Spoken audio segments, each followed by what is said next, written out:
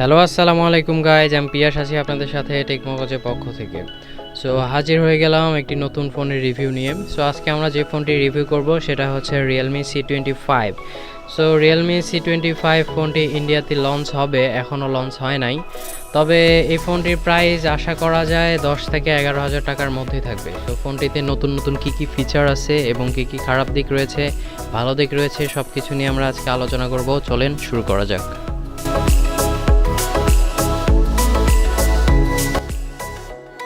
প্রথমে আসি আনবক্সিংয়ে আমরা পেয়ে যাচ্ছি একটি ফোনে বক্সের ভেতরে আরও একটি বক্স, এবং ওই বক্সের ভেতরে পেয়ে যাচ্ছি আমরা সিম ইজেক্টর পিনের পরে পাচ্ছি আমরা ইউজার ম্যানুয়াল গাইড এবং C25 ফোনটি। এরপরে আমরা পাচ্ছি একটি 18 ওয়াটের ফাস্ট চার্জার এবং টাইপ সি কেবল। এবার আসি ফোনটির ডিজাইনে আমার কাছে তেমন একটা নতুনত্ব কিছু মনে হয় নাই। রিয়েলমি অন্যান্য সি সিরিজের ফোনগুলোর মতোই এই ফোনটার ডিজাইনটা সাদামাটা লেগেছে আমার কাছে, প্রায় একই টাইপের ডিজাইন।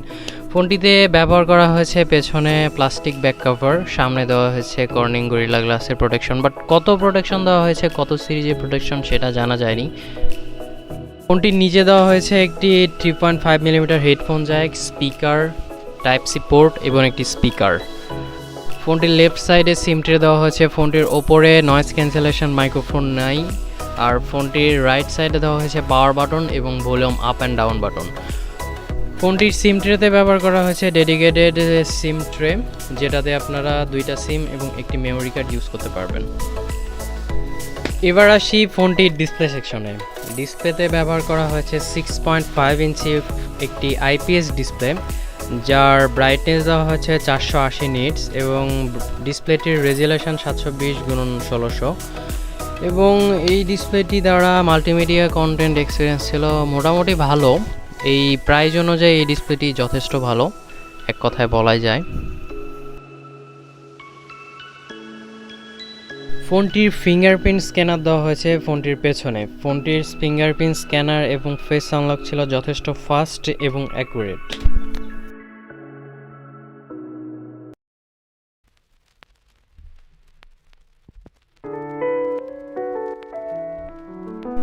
কানেক্টিভিটি নিয়ে বলতে গেলে ফোনটিতে দেওয়া হয়েছে dual 4G voltage support, wifi calling, dual band wifi এবং ব্লুটুথ 5। এবার আসি ক্যামেরা সেকশনে ব্যবহার করা হয়েছে 3টি ক্যামেরা। 13 মেগাপিক্সেল একটি প্রাইমারি ক্যামেরা, যার অ্যাপারচার f2.2, 2 মেগাপিক্সেলের একটি ম্যাক্রো লেন্স, যার অ্যাপারচার 2.4, এবং 2 মেগাপিক্সেলের একটি ডেপথ সেন্সর। আর সেলফি ক্যামেরা হিসেবে ব্যবহার করা হয়েছে 8 মেগাপিক্সেলের একটি camera. So day to day ইউজে এই 13 মেগাপিক্সেলের প্রাইমারি ক্যামেরার দ্বারা আমরা অনেকগুলো ছবি তুলেছি, যথেষ্ট সুন্দর লেগেছে ছবিগুলো। এই বাজেটে এই ক্যামেরা যথেষ্ট ভালো আমার কাছে মনে হয়েছে, চালিয়ে নেওয়ার মতো।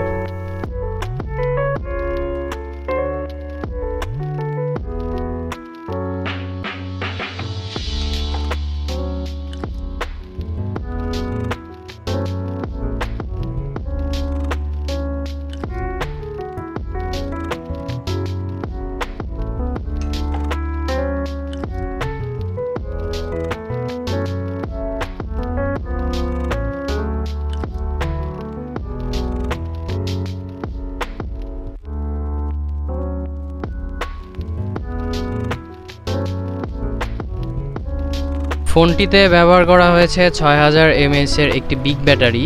এটার জন্য ফোনটির ওজনও বেশি হয়েছে 210 গ্রাম, এবং ফোনটিকে ফাস্ট চার্জ করার জন্য দেওয়া হয়েছে 18 ওয়াটের একটি ফাস্ট চার্জার। এই চার্জারটি দিয়ে এই ব্যাটারিকে চার্জ দিতে প্রায় 2 ঘন্টার মতো সময় লেগে যাচ্ছিল। ফোনটিতে ব্যবহার করা হয়েছে হেলিও G70 প্রসেসর, এবং এই ফোনটি 2টি ভেরিয়েন্টে পাওয়া যাবে, 4128 এবং 464GB ভেরিয়েন্টে পাওয়া যাবে মার্কেটে।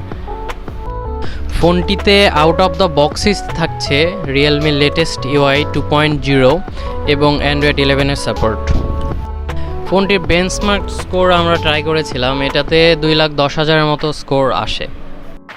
এই প্রসেসরটি দিয়ে ডে টু ডে ইউজে সিম্পল কাজগুলো করা যাবে খুব সহজে, আর ছোটোখাটো গেম যেগুলো এগুলো অনায়াসে খেলা যাবে। কিন্তু বড় বড় গেম যেগুলো বা হাই গ্রাফিক্সের গেম এগুলো খেলতে খুব একটা ভালো আশানুরূপ রেজাল্ট পাওয়া যাবে না। তবে আমরা এই ফোনটি দ্বারা পাবজি ট্রাই করেছি, পাবজির রিভিউ আপনাদের সামনে তুলে ধরলাম।